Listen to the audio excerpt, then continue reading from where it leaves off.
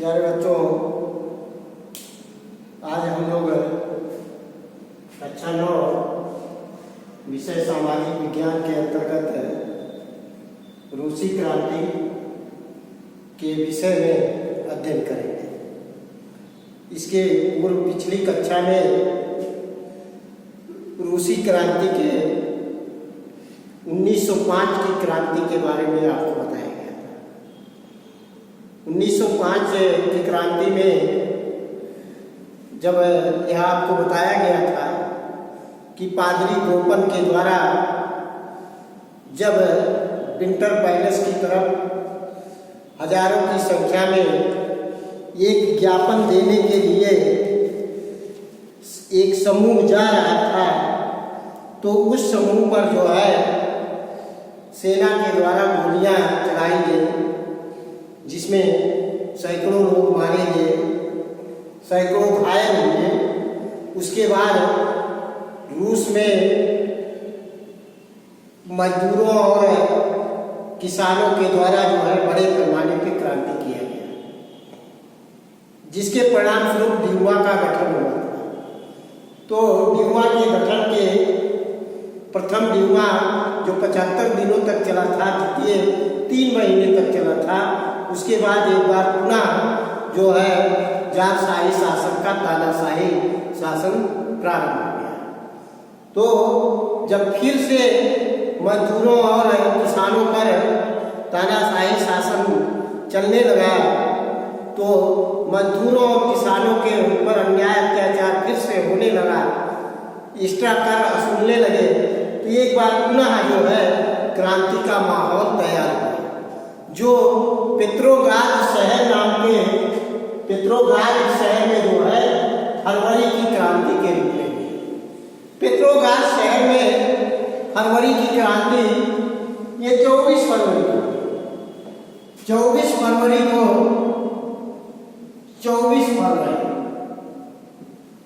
फरवरी को यह क्रांति हुई।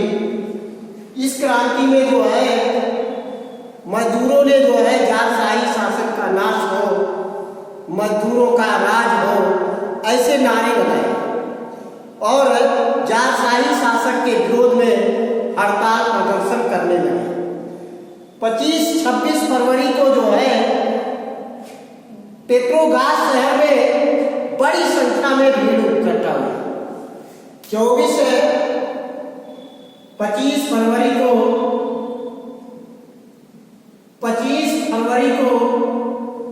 बड़ी संख्या में 25 फरवरी को लाखों की संख्या में भीड़ इकट्ठा हुई। और 26 फरवरी को जो है रूस के फैक्ट्री में काम करने वाले कारखाना मजदूरों के द्वारा भी हड़ताल का ऐलान किया गया। इस तरह 26 फरवरी को जो है पेट्रोग्राद शहर में जो है फैक्ट्री के मजदूरों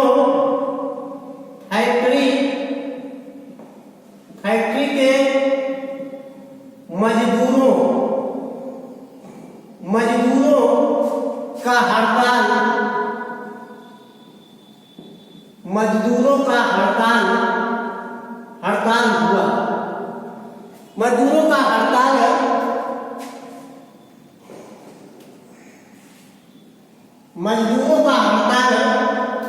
बड़े पैमाने पे हुआ। जारशाही शासक इन मजदूरों को दमन करने का प्रयास किया, जिसमें सेना और पुलिस का सहारा लिया। लेकिन सेना और पुलिस बल ने जो है 27 फरवरी को जो है 27 फरवरी सेना और पुलिस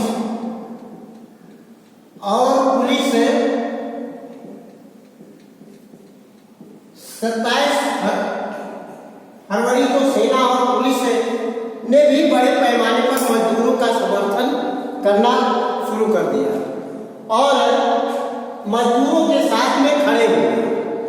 सेना के अधिकारियों, पुलिस के अधिकारियों के द्वारा जब गोलियां चलाने के आदेश दिए गए, तो उन्होंने कहा हम भूखे और नंगे जनते पर जो है भूखे और नंगे लोगों पर गोली नहीं चलाएंगे और स्वयं वो मजदूरों के सामने मजदूरों के साथ खड़े होंगे। और इस तरह से जो है उनके कमांडर जो जारशाही शासक के कमांडर थे, उन्होंने कहा कि इस आंदोलन इस क्रांति को जो है दबाया नहीं जा सकता और मजबूर होकर के 27 फरवरी को जो है उनकी पुलिस बल को समर्पण करना पड़ा। 2 मार्च 1917 को 2 मार्च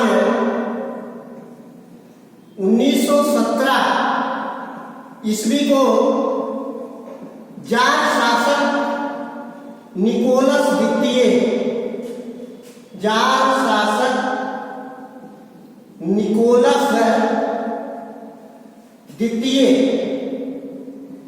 जार शासक निकोलस द्वितीय ने गद्दी से इस्तीफा दे दिया,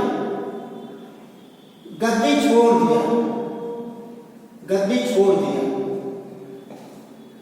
गद्दी छोड़ दिया। इस तरह से जो है 2 मार्च 1917 को जारशाही शासन का जो है अंत हो जाता है। और चूंकि यह जो क्रांति हुई थी, ये फरवरी की क्रांति करेंस्की के नेतृत्व में हुई। मेंशेविक करेंस्की रूस की क्रांति में 2 तरह के विचारधारा की कम्युनिस्टी विचारधारा काम कर रही थी। एक मेंशेविक के लोग थे। मेंशेविक का नेतृत्व करेंस्की कर रहा था, नेतृत्व करेंस्की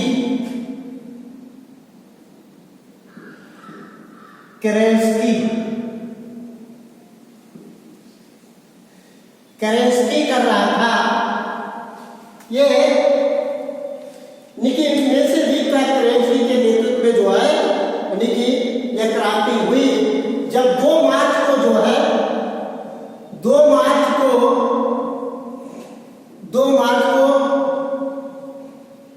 जार शासक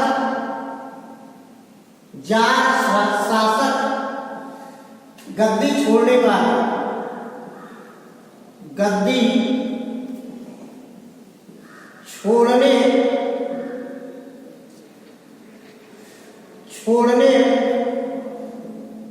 छोड़ने पर करेंस्की के नेतृत्व में जो है करेंस्की प्रधानमंत्री बना। करेंस्की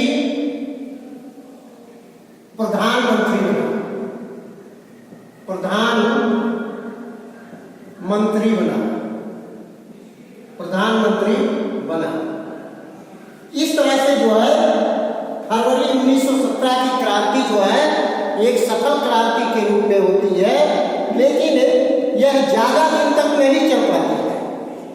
और बोल्शेविक के लोग जो है बोल्शेविक के रूप में जब यह फरवरी की क्रांति सफल हो गई, करेंस्की प्रधानमंत्री बन गया, तो उसी समय अप्रैल 1917 में अप्रैल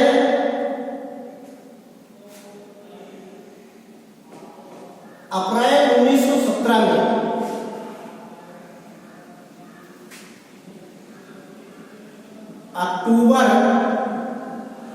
अक्टूबर की क्रांति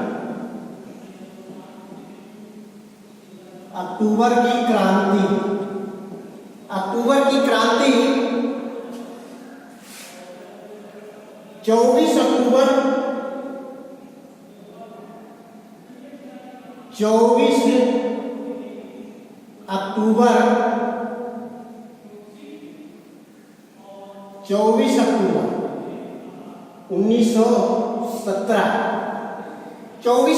1917 को अक्टूबर की क्रांति के नाम से जाना जाता है। जब फरवरी की क्रांति के बाद करेंस्की रूस का प्रधानमंत्री बन गया, तो उसी समय जो है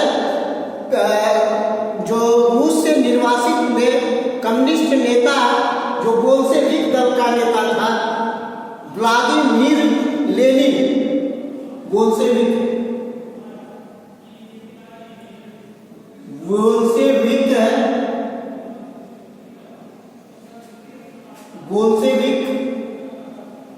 दल का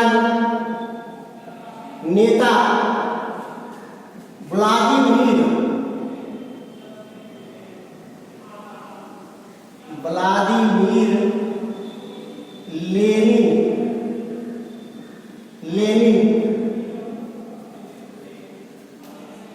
लेनिन का अप्रैल 1917 में रूस में वापसी होती। रूस वापसी,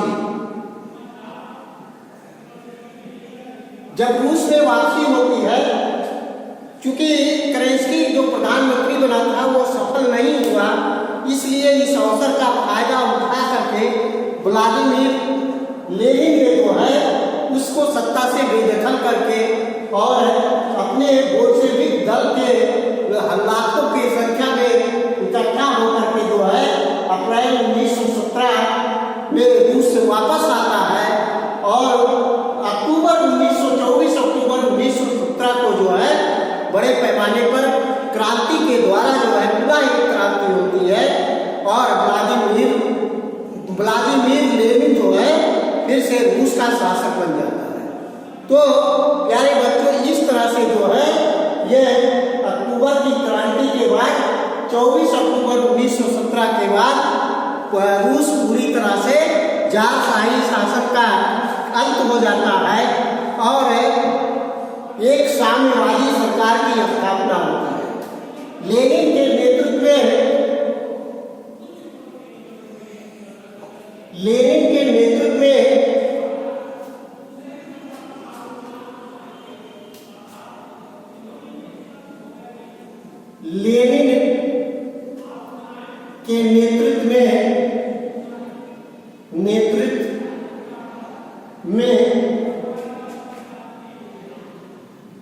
रूस में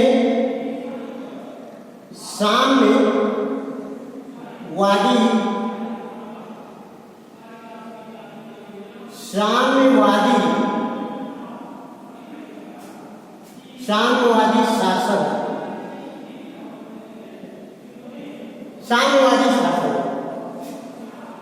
अक्टूबर की क्रांति के बाद व्लादिमीर लेनिन के नेतृत्व में रूस में साम्यवादी शासन की स्थापना होती है।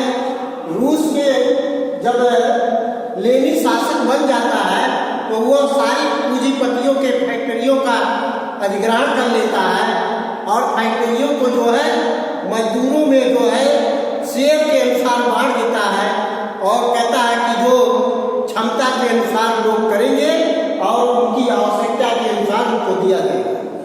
इसी तरह कृषि भूमि भी जो है सामंतवादियों और जमींदारों से कृषि भूमि ले लिया जाता है और इस तरह से किसानों को भी जो है एक हिस्सेदारी के रूप में यानी कि सारी जमीनों का राष्ट्रीयकरण कर दिया जाता है।